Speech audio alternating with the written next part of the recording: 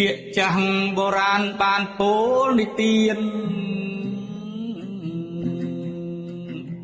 កាយកន្ទុយឃ្វៀនគឺនៅតែឃ្វៀនវាអាចធ្វើត្រង់តែពេលវាឃ្លៀ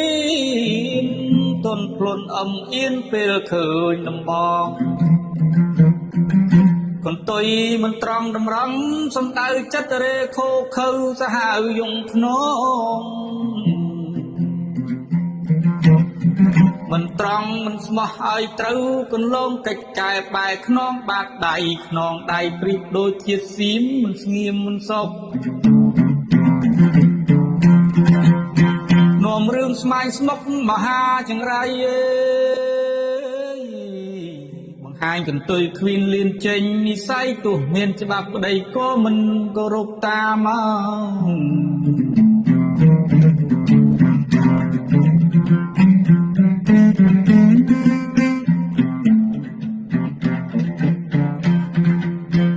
និយាយនឹងមាត់ទាត់ចោលនឹងជើងអណ្ដាតអត់ឆ្អឹងដៃប្រឹងចុះស្នាម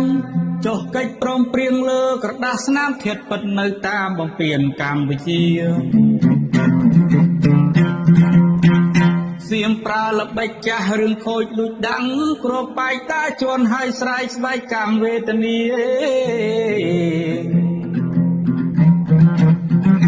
ដាក់ខ្លួនឯងដើរជន់ខ្លួនឯងហើយចោតកម្ពុជាហើយតាំងងំគ្នាព្រួតមកខំខ្មែរកាយរណបលើអាកាសឃើញច្បាស់ទង្វើ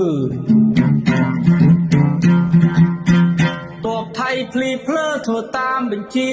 បញ្ជូនទៅហ៊ានបំពេញសីមាដាក់ក្រុមបង្ការបង្កៃឲ្យទុំ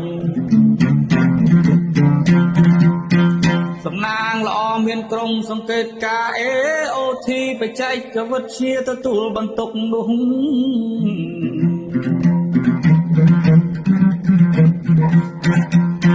បញ្ចេញរូបភាពឆ្កែព្រៃរូបមនុស្សជិះឡានចូលព្រោះបំទុះក្របបែកនៅថ្ងៃច័ន្ទទី10ខែវិច្ឆិកាថៃប្រកាសថាលុបកិច្ចព្រមព្រៀងអើយ